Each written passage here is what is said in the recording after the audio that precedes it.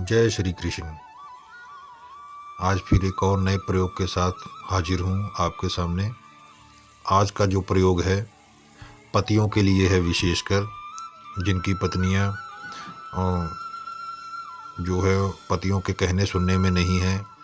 रोज़ झगड़ा होता है, घर में गृह क्लेश है, किसी के साथ नहीं बनती है पत्नियों की, हमेशा लड़ाई होती रहती है, कोई ना कोई वजह से झगड़ा होता रहता है। तो ये जो उपाय है आज का बहुत ही कारगर है आपसी प्रेम के लिए। और जो पत्नियां ज़्यादातर ससुराल में नहीं टिकती हैं, भाग भाग के अपने मायके चली जाती हैं, तो उनके ठहराव के लिए भी ये बहुत काम करेगा। आप एक बार इसको ज़रूर आजमा कर देखिएगा, आपको इससे लाभ प्राप्त होगा। इसका जो आपको प्रयोग करना है ये भी इसको मैं बताऊंगा, तो आपको ध्यान से सुनिएगा, कोई भी गलती मत करिए, नहीं तो आपका प्रयोग व्यर्थ जाएगा। फिर आप सोचेंगे कि जो बताया गया है वो गलत है। मैं कोई भी प्रयोग गलत नहीं बताऊंगा, ना ही कोई फ़ायदा होगा मुझे ना आपको। तो इसको आपको जो है जागृत करना पड़ेगा। पहले तो आप इसको कंठस्थ करिएगा। एक एक लफ्ज़ को ऐसे आप रट लीजिए कि एक भी जो लफ्ज़ इसमें गलत नहीं होना चाहिए जब आप इसको जाप करना शुरू करें। और इसको जो है आपको पुष्प नक्षत्र या अमावस को, पूर्णवासी को, या होली, दशहरा, दीपावली ऐसे जो पर्व आते हैं, इनमें किसी दिन भी आपको एक दिन में इसको 108 बार जपना है। शाम के टाइम आप नहा धोकर बैठिए, एक आसन लगाइए और धूप दीप जलाइए, आटे का दिया जलाइए बनाकर अपने हाथों से, और अगरबत्ती धूप जलाइए और पुष्प रखिए और 108 बार उच्चारण करिए।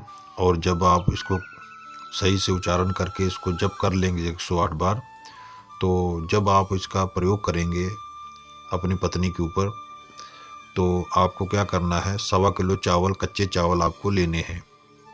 1.25 किलो आपको 1 किलो और 1.25 किलो चावल लेने हैं कच्चे, और उसके ऊपर 108 बार मंत्र पढ़ना है। एक बार पढ़ा, एक बार फूंक मारना, ऐसे आपको 108 बार पढ़ना है उन चावलों के ऊपर। जब आपका जप 108 बार पूरा हो जाएगा तो आपको उसमें से 250 ग्राम चावल निकाल लेने हैं। 250 ग्राम तौल कर, कम नहीं होने चाहिए ना ज़्यादा, पूरे तौल कर निकालिएगा तराजू से, कहीं किसी तरीके से आप तौल लीजिएगा 250 ग्राम उसी चावलों में से जिसको आपने अभिमंत्रित किया है। 250 ग्राम निकालने के बाद उन चावलों को बनाइए अपने हाथों से और अपनी पत्नी को खिलाइए। आप खुद भी खा सकते हैं, कोई दिक्कत नहीं है, कोई और भी खाएगा, लेकिन वो जिसके नाम से आपने अभिमंत्रित किया है प्रभाव उसी के ऊपर जाएगा। तो जब ये 250 ग्राम चावल बनाकर आप खिलाएंगे तो फिर आप इसका प्रभाव देखिएगा, झगड़े बंद हो जाएंगे। वो जो बार बार ससुराल छोड़ के मायके की तरफ भागती थी वो नहीं जा पाएंगी, लड़ाइयाँ बंद हो जाएंगी, गृह क्लेश बंद हो जाएगा, आपसी संबंध और भी अच्छे हो जाएंगे।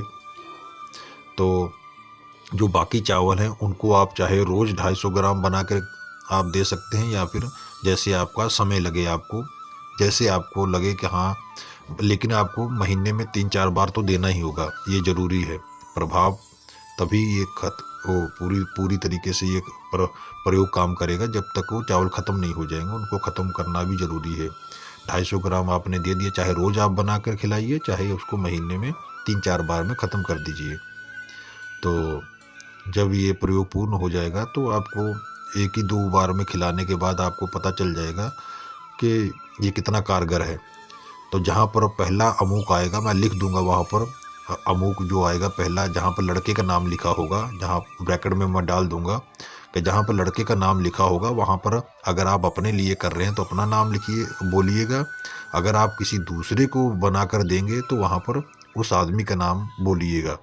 और जो जहाँ पर लड़की का नाम लिखा होगा मैंने ब्रैकेट में डाल दूंगा लड़की का नाम, तो वहाँ पर आप अपने लिए कर रहे हैं तो अपनी पत्नी का नाम बोलिएगा। अगर दूसरे को बना कर दे रहे हैं तो उसकी पत्नी का नाम बोलिएगा, अपना नाम मत बोलिएगा। तो आप समझ रहे हैं ना मैं क्या कह रहा हूँ? आप इसको ध्यानपूर्वक करिएगा, नहीं तो गलती से अदला बदली हो जाएगी, ये ध्यान रखिएगा। तो इस प्रयोग को करके देखें, आपको लाभ जरूर मिलेगा, आपके परिवार में सुख शांति बनेगी। ईश्वर करे आपके घर में हमेशा सुख शांति बनी रहे। अगर कोई दिक्कत आ भी रही है तो मेरे जो बताए हुए प्रयोग हैं उनमें से कोई आपको लगता है कि ये आपके काम का है तो आप उसको ज़रूर आजमाइए, आपको ज़रूर लाभ होगा। ईश्वर आपकी मनोकामना पूर्ण करे। मेरे सारे प्रयोग आप ही के लिए हैं, इसीलिए मैं आपको एक एक करके सारे प्रयोग बता रहा हूँ जो मैंने सीखे हैं, जो प्रयोग कर चुका हूँ। तो आप भी करके देखिए, आपके पास भी वो बुद्धि है जैसी मेरे पास है। बस प्रयास नहीं किया है आपने, मैंने किया है तो मैं सफल हूँ। अभी आप भी करेंगे तो आप भी सफल हो जाएंगे, ऐसा कुछ नहीं है। बस अगर आपको कोई गुरु मिलता है तो बहुत अच्छा है। अगर अगर गुरु हैं तो उनसे परामर्श जरूर करिए। अगर नहीं है तो ईश्वर का नाम लेके आप उनको गुरु मानिए और इन प्रयोगों को करिए, आपको ज़रूर सफलता मिलेगी। अगर आप सच्चे मन से करेंगे तो ज़रूर सफलता मिलेगी, ऐसा कुछ नहीं है। मेरे सारे प्रयोग सरल हैं, कठिन कोई भी नहीं है। बस थोड़ा याद करना पड़ता है, याद करके आपको तभी उसका जाप कर सकते हैं। देखकर आप जाप करेंगे तो उतना प्रभाव नहीं पड़ता है, होता तो है लेकिन उतना कारगर नहीं होता है जितना कंठस्थ करके आपको करेंगे।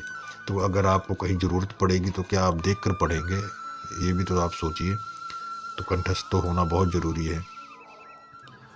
और बीच बीच में आप जब भी कोई बड़ा पर्व आता है, होली, दीपावली, दशहरा, नवरात्रों की अष्टमी, नवरात्रों में, तो ऐसे पर्वों में आप उनका जाप करते रहिए। जितने भी मंत्र आप जागृत कर लेंगे तो एक बार आप उनको जपना चाहिए। उस दिन वही धूप दीप जलाइए, आप उसको जागृत करें।